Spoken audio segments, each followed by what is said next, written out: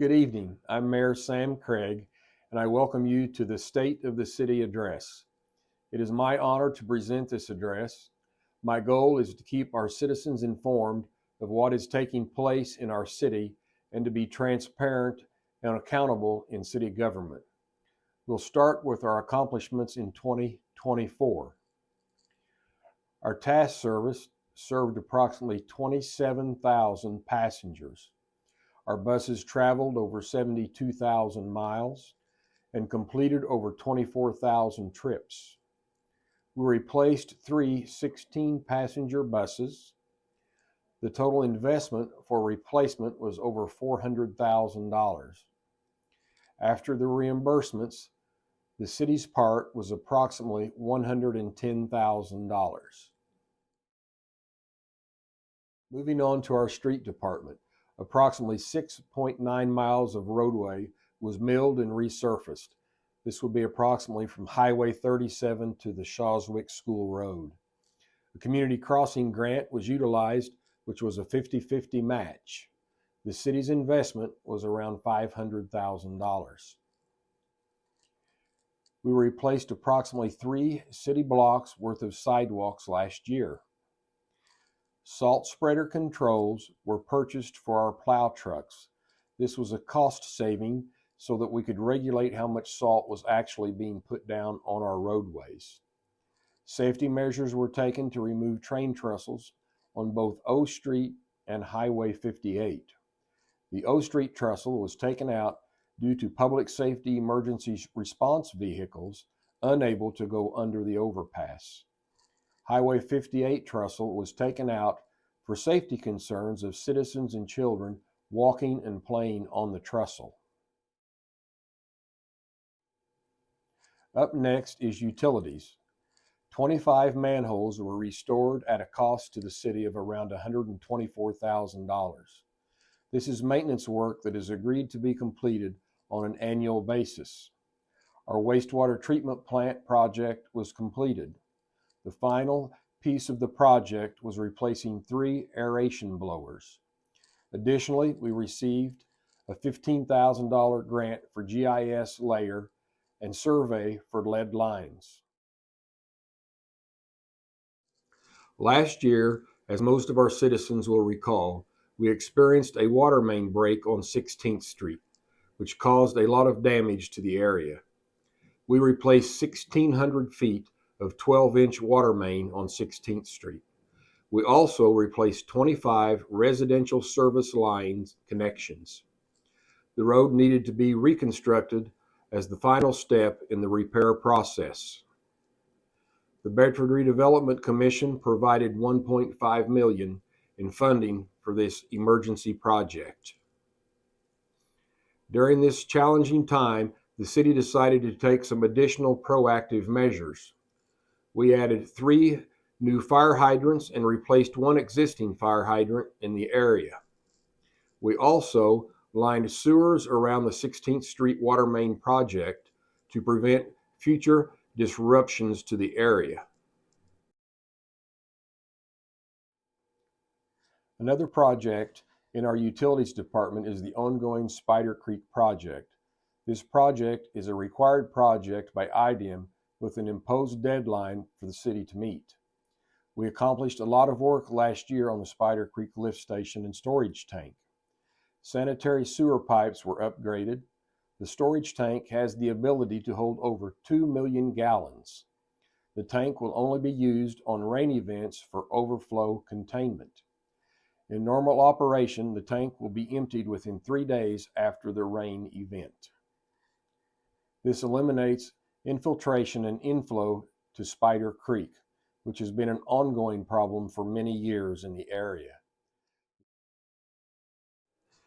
The City of Bedford took action to raise the necessary funds to complete the project.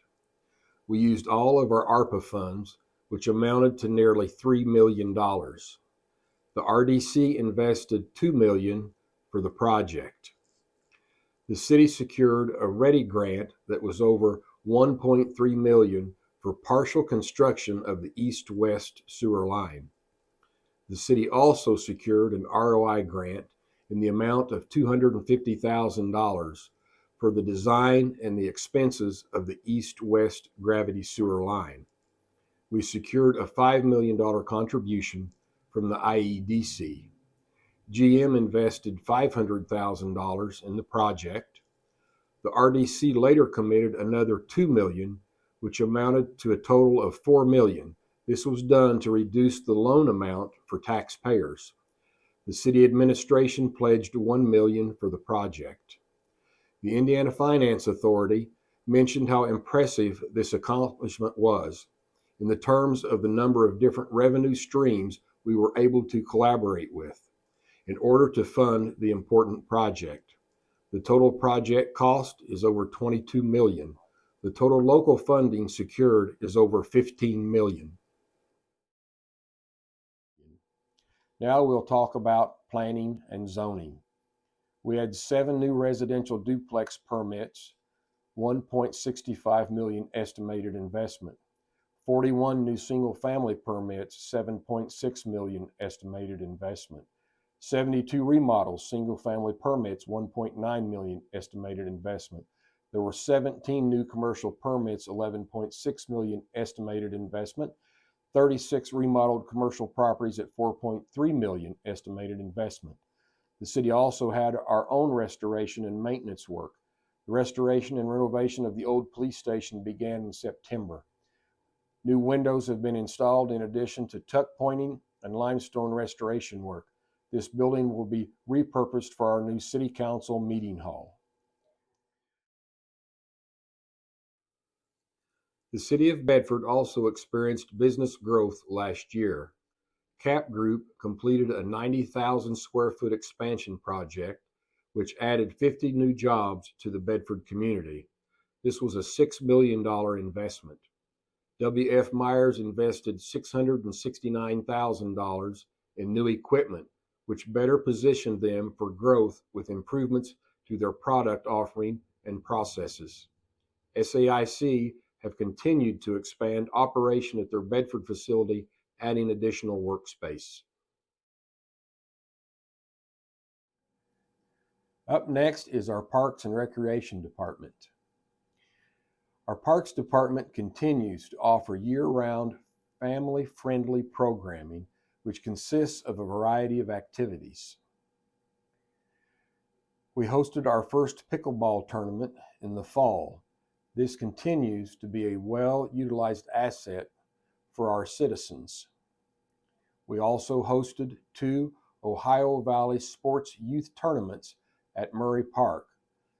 This was an opportunity that brought an additional revenue for our city. Our Parks Department plays a major role in our city, which requires continual maintenance. A lot of that maintenance is performed by our parks employees, which is a cost savings to the city. They routinely work on painting, repairs, mowing, landscaping, and other maintenance efforts to keep our facilities functioning and in good condition for our citizens. Otis Park Golf Course received some upgrades and improvements last year. The driving range and putting area renovations were completed, which included expanding the putting green area and the teen ground around. We also added green pods for targets. In addition to those improvements, nearly 2 acres of new sod was laid on the fairways of holes 5 and 6. Our city continues to look for ways to enhance and stay connected with our community. We installed little free art galleries throughout the city. We also participated in several events alongside the Bedford Public Library. This has been a great way to interact with our youngest citizens of Bedford. The city is also committed to providing live streaming of our Redevelopment Commission, Board of Works and Safety, and City Council meetings. We're honored to continue the tradition of our annual Independence Day fireworks display at Wilson Park. This is something we started during COVID, and it has just grown and grown from there. Citizens have continued to give feedback about how pleased they have been. We also support a variety of annual fundraising initiatives from local nonprofit organizations, as well as community organized events. We work together with the Bedford Chamber of Commerce and are actively involved in ribbon cuttings and other chamber events. We always enjoy seeing new businesses open in Bedford and celebrate the growing businesses within our community as well. We also enjoyed spending time in the community and celebrating with citizens like you see here with the annual downtown trick or treat. Another exciting development for our city is the owner-occupied rehabilitation program. We were awarded $300,000 from Okra's Community Development Block Grant. This allows us to assist some of our homeowners with repairs to their residence. This program was made available to residents who met the income requirements and are in need of the assistance to help with repairs to their residence. The city put forth $30,000 to support this program and to secure the grant. Now we'll talk about our police department. Our police department takes pride in working with our citizens and taking time to engage with our children. We understand how important it is for our community to be present for our youth in many areas. We take the time to visit local schools and invite youth to meet our officers. Last year, we had over 14,000 calls for service. They served 139 warrants, over 2,400 traffic stops, 373 citations were issued, over 700 traffic accidents, 66 operating while intoxicated arrests. Moving on to our fire department, we've invested in new extrication tools. We're being proactive in leadership training. A new F-550 rescue truck has been ordered. This is something that will be a great benefit to our department. This will be a smaller truck than a standard pumper truck. The smaller size makes it easier to maneuver in inclement weather, especially when we're responding out in the county. It is also a great asset to our department in responding to medical runs. Last year, we replaced the HVAC system at headquarters. The other system was extremely old and needed to be updated. 150 businesses were inspected within our community by the fire department. We visited all the city schools during Fire Prevention Week and hosted our annual luncheon. This says so much about our fire department and their commitment to our community and investing in our children. This past year, they also worked hard and are proud to report that over 1,300 smoke detectors were distributed to the citizens of Bedford. Another topic I'd like to talk about is police and fire retention. This has been an ongoing problem for the past few years in terms of being able to retain our police officers and our firefighters. Some left the profession to pursue other opportunities, but some left for higher wages in neighboring communities. In passing the 2025 budget, the Bedford City Council approved a 7% pay raise for uniformed police and fire to help address this issue with turnover. An additional $6,000 wage increase was later approved for uniformed police and fire to go into effect in 2025. An area that impacts each of our departments is human resources, which onboards all of our employees. 20 full-time City of Bedford employees were hired in 2024. You can see the departments listed there. Another big task for HR every year is hiring and onboarding for seasonal employment. Last year we had 50 seasonal hires to work at the golf course and the city pool. The city also provides professional development by offering specialized training opportunities for our employees. Many of these trainings benefit our employees in addition to our citizens. A little bit about this. We are a dementia-friendly city. Several of our employees receive training to better understand how to spot and interact with citizens who may be dealing with a form of dementia. Our employees are equipped with better ways to communicate with those citizens and to help them in any way they can. We had 2 separate leadership classes for the city supervisors and managers. All departments participated in this training. OSHA training was provided to our new hires and to those that needed to be recertified. Over 70 of our city employees are CPR certified, which is crucial to being able to perform effective CPR until professional emergency response professionals can arrive. Now let's look ahead to this year. 2025 is the City of Bedford's bicentennial year. We will spend this year looking at our past, celebrating the present, and looking forward to the future of our community. We have several initiatives in the works. It seemed fitting that this year we adopt an official City of Bedford flag. We invite our citizens to share what makes our community special through your eyes with the launch of our Best of Bedford social media campaign.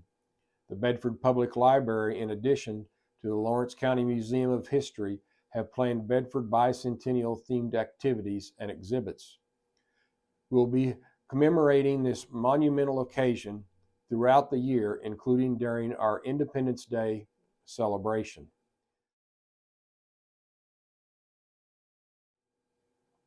I'd like to share a few of our priorities for this year. In our Parks and Recreation Department, we'll utilize funds from the Lawrence County Community Foundation toward installing a sunshade at the pickleball complex.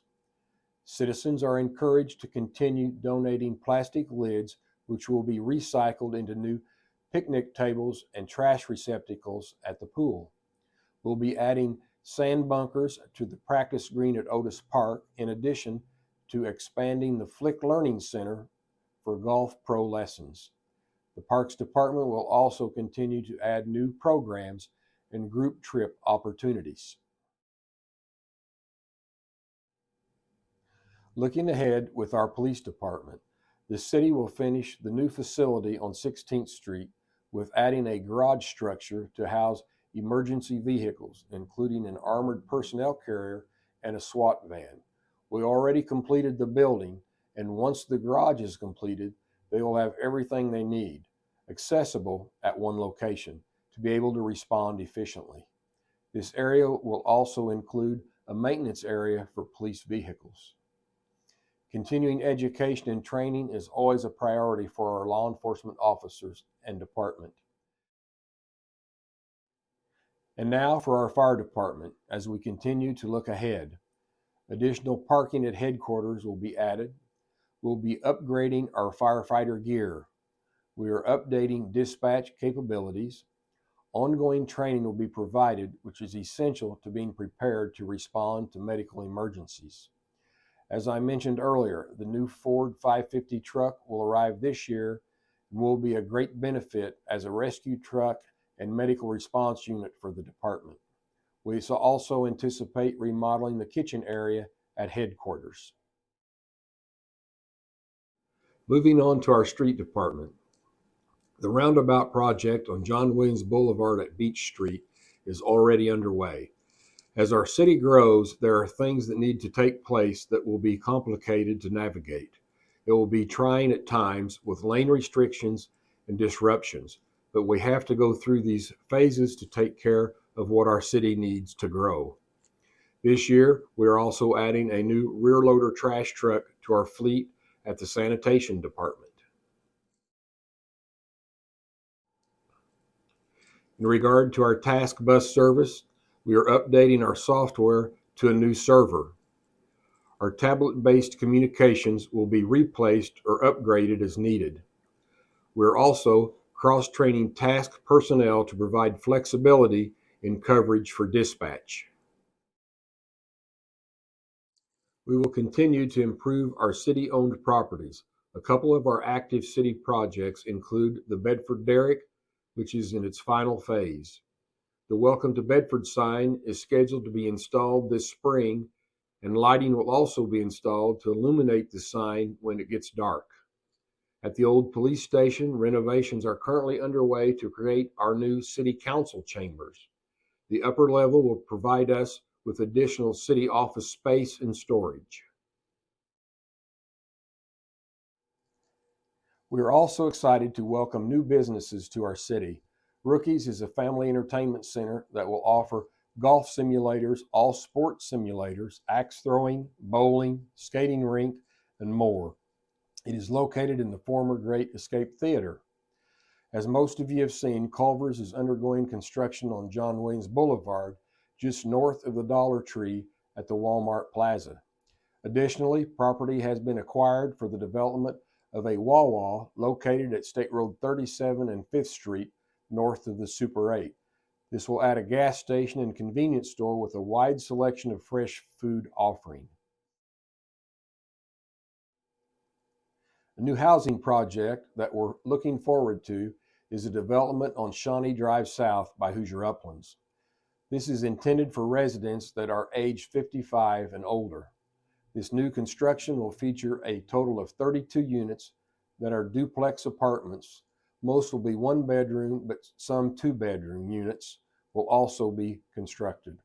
This community will feature amenities such as a meeting area, laundry facility, playground, and more. I want to thank you for taking the time to join us for the State of the City Address.